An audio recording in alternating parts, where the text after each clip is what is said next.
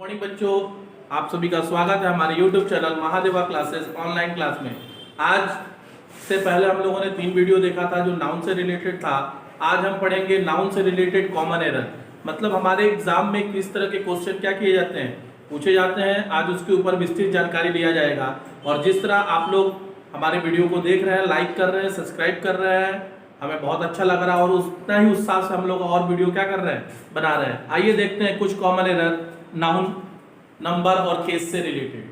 देखिए, इस तरह के क्वेश्चन आपके एग्जाम में, चाहे वो एयरफोर्स हो, नेवी हो, एनडीए हो,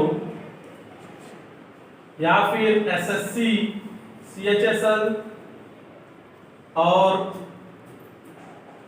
सीजीएल, लगातार इस तरह के क्वेश्चन पूछे जाते हैं, हमारे एग्जाम में आते हैं। और अगर हम इसको प्रिपेयर करेंगे तो हमारा बढ़िया सा नंबर मिलेगा। हम देखते केवल इसको क्या करेंगे, सॉल्व करेंगे।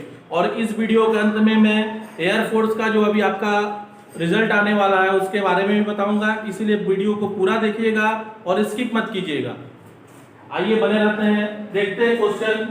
पहला क्वेश्चन देखिए आपके एग्जाम में देता है इस तरह से कि the Indian team defeated the Australia by an inning. आपको 4 ऑप्शन दिया रहेगा आपके पेपर में। Option number A, option number B, option number C और ऑप्शन नंबर डी। आप देखेंगे कॉलम कैसे बनता है। ये आपका ऑप्शन ए है, ये आपका ऑप्शन बी है, ये आपका ऑप्शन सी है, ये आपका क्या है, ऑप्शन डी है।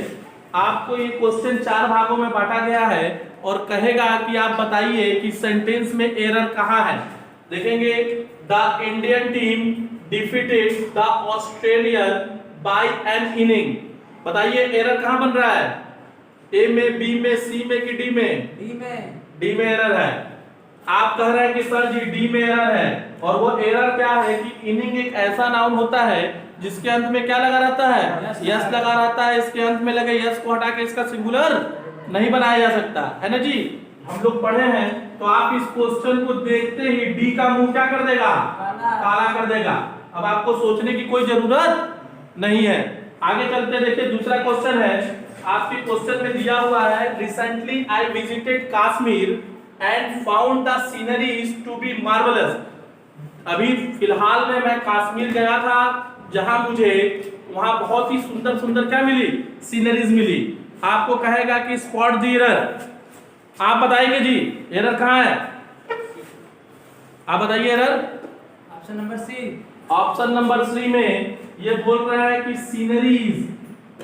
आपको याद होगा जब मैं आपको नाउन एंड नंबर पढ़ा रहा था, उसमें मैंने बताया था कि सीनरी एक ऐसा नाउन होता है जो अनकाउंटेबल होता है। इसके अंत में यस, ईएस या आईईएस का प्रयोग नहीं होता है, जबकि यहाँ इस सेंटेंस में आईईएस क्या है, लगा हुआ है। इसका मतलब एरर कहाँ है, इस पार्ट में है। ठीक है, तीसरा क्वेश्चन देखिए, कह रहा है हर mouth watered when she saw a bucket of grapes.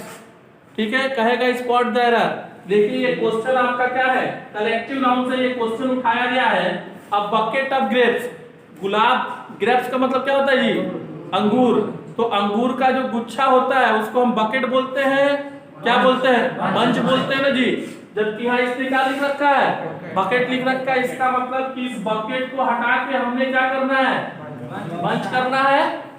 आगे देखेंगे, चौथा question, there was a boys college in my village. मेरे गांव में क्या है, लड़कों का एक स्कूल है। तो लास्ट वीडियो में हम लोगों ने देखा था कि बॉयज एक ऐसा नाउन होता है जो क्या होता है, प्लूरल होता है। और प्लूरल नाउन में जब हम अपॉस्ट्रोफी एस का क्या करते हैं, प्रयोग करते हैं, तो केवल निशान लगाते हैं। इसका मतलब जो है ये बॉयज में यस लगा रहता है और केवल हमें क्या करना है, अपॉस्ट्रोफी का निशान लगाकर इसका पॉसेसिव केस बनाना है। इसका मतलब ये ऑप्शन नंबर ए हो गया, ये ऑप्शन नंबर बी हो गया, ये ऑप्शन नंबर क्या है, सी है।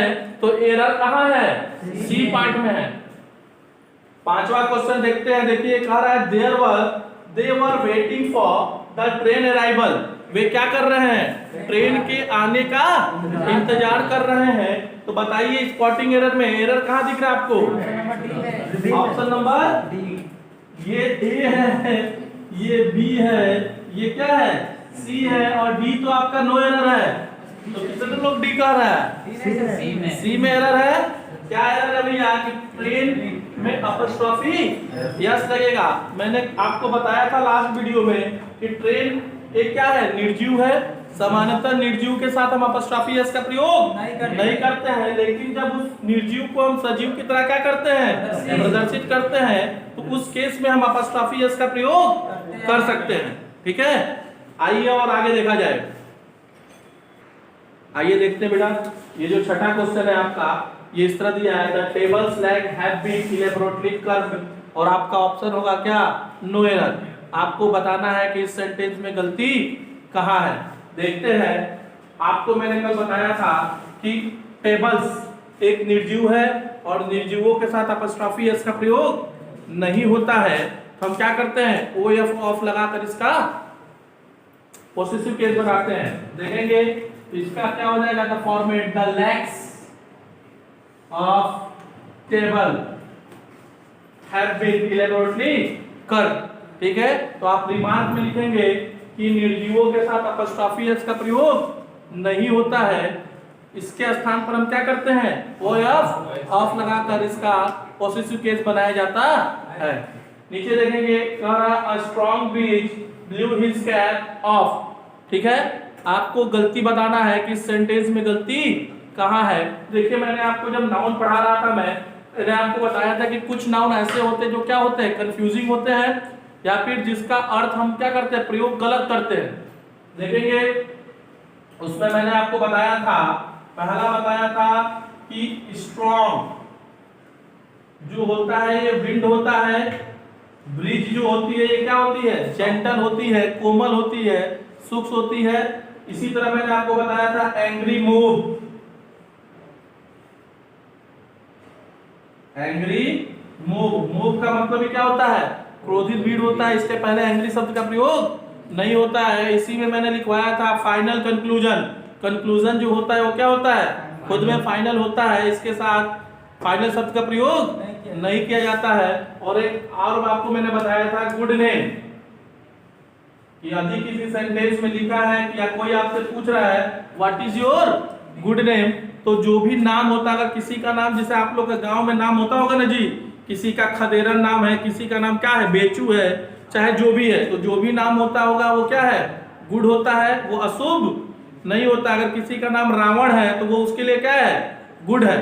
ठीक है, तो दुनिया में जो भी नाम है वो क्या होते हैं, गुड होते हैं। अतः नेम के पहले गुड शब्द का प्रयोग नहीं होता है।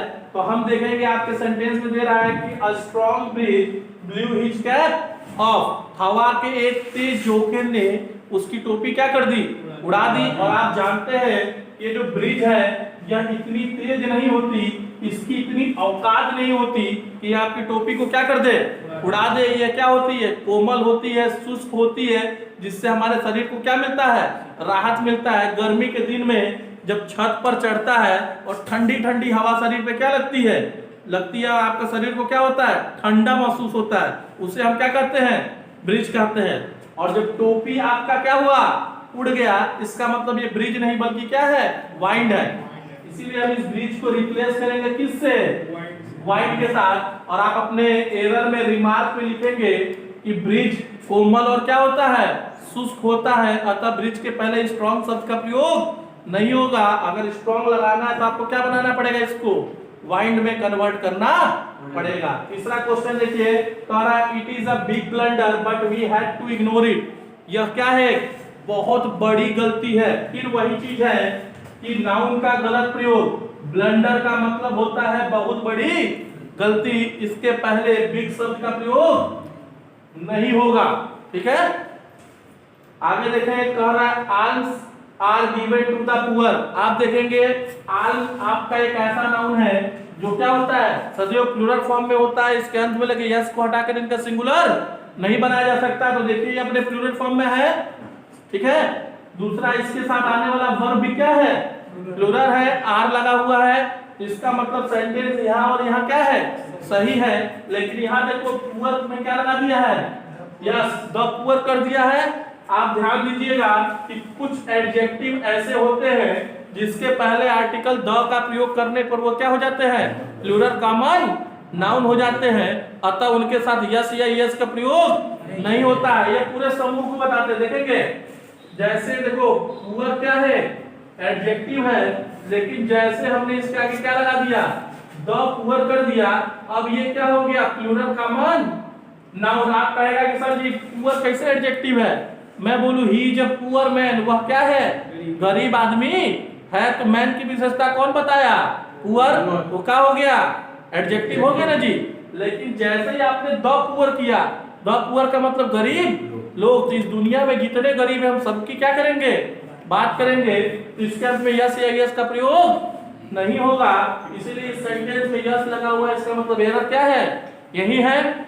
और आखिरी नियम देखेंगे, कह रहा है they left their luggages at home by mistake, वे क्या किए, अपने सामान को छोड़ दिए, कहां, घर पर, किससे, मिस्टेक के द्वारा। अब देखेंगे लगेज एक अनकाउंटेबल नाउन है, इसके अंत में यस या यस का प्रयोग नहीं होता है, इसका मतलब एरर कहां है, यहाँ। देखिए तो आज स्पॉटिंग एरर में हम लोग यही रुकते हैं। और आप लोगों की बहुत ज्यादा डिमांड थी, बच्चे कॉल करके या कमेंट करके हमसे बार बार पूछ रहे थे कि सर ये जो हमने अभी एयरफोर्स का एग्जाम दिया है इसका रिजल्ट कब आएगा। तो अब कुछ उसके बारे में हम क्या करते हैं, जानते हैं। हाँ, तो आप लोग की बार बार डिमांड थी कि सर ये आपका जो हमने एयरफोर्स का एग्जाम दिया है, तो देखिए हम देखते हैं हमारा जो एयरफोर्स का ये एग्जाम हुआ है ये 12 से 18 तारीख के बीच में कंडक्ट किया गया है, ठीक है। हमारा ये एयरफोर्स का एग्जाम कितने से कितने के बीच में कंडक्ट हुआ है, 12 से 18 के बीच में। और जो पिछले एग्जाम का हमारा रिकॉर्ड है, उस रिकॉर्ड के अनुसार इस 18 दिन में प्लस क्या कर दीजिए, 18 जोड़ दीजिए, उसके बाद आपका रिजल्ट आने के काउंटडाउन क्या हो जाते हैं, शुरू हो जाते हैं। तो आप देखेंगे 18 में जब 18 दिन आप जोड़ेंगे तो आपका आता है क्या, 6 अगस्त। इसका मतलब आपका 6 अगस्त के बाद कभी भी रिजल्ट क्या होना चाहिए था, आ जाना चाहिए था। लेकिन चूंकि ये कोविड का दौर चल रहा है तो नॉर्मली स्पीड से काम नहीं हो रहा है, इसलिए आपका जो ये रिजल्ट है ये 10 से 12 दिन क्या हो सकता है, डिले हो सकता है। 10 से 12 दिन क्या हो सकता है, 10 से 12 दिन ये रिजल्ट आपका क्या होगा, डिले होगा।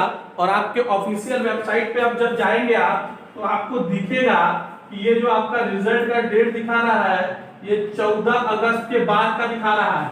क्या दिखा रहा है, 14 अगस्त के बाद। इसका मतलब है कि 14 अगस्त के बाद कभी भी आपका क्या होगा, रिजल्ट आ जाएगा, ठीक है।